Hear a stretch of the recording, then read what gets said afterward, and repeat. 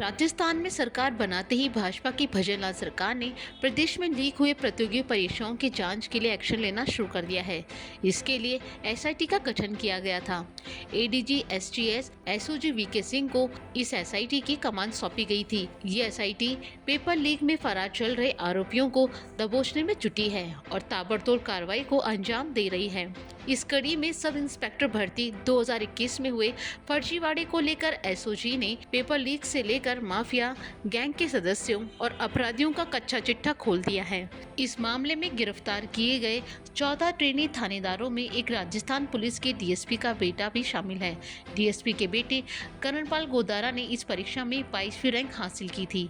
करणपाल के पिता ओम प्रकाश गोदारा वर्तमान में नागौर में पुलिस अधीक्षक हैं। गिरफ्तार ट्रेनी सब इंस्पेक्टर में इस परीक्षा के टॉपर नरेश कुमार भी गिरफ्तार आरोपियों में शामिल हैं। पुलिस के अनुसार इस मामले में 14 ट्रेनी थानेदार के साथ ही जयपुर के जिस स्कूल में ये पेपर लीक किया गया था उसके केंद्र अधीक्षक राजेश खंडेलवाल को भी गिरफ्तार किया गया है। उससे भी पूछताछ की जा रही है।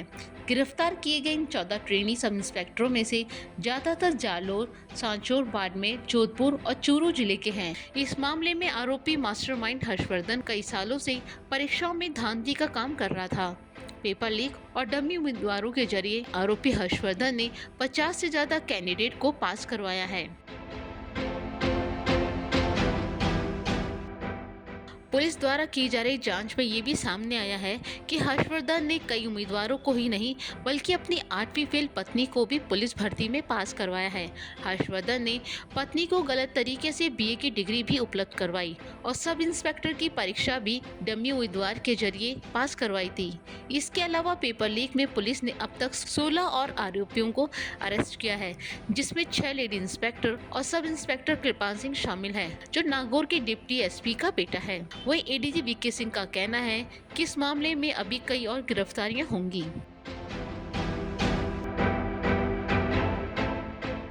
पकड़े गए आरोपी के खिलाफ पुलिस ने मुकदमा दर्ज कर लिया है। इसके अलावा कई आरोपी ट्रेनिंग सेंटर से भाग निकले हैं। वहीं जांच में ये भी सामने आया है कि आरोपी हर्षवर्धन आश्रम भी चलाता था, जहां वो लोगों को प्रवचन देता था।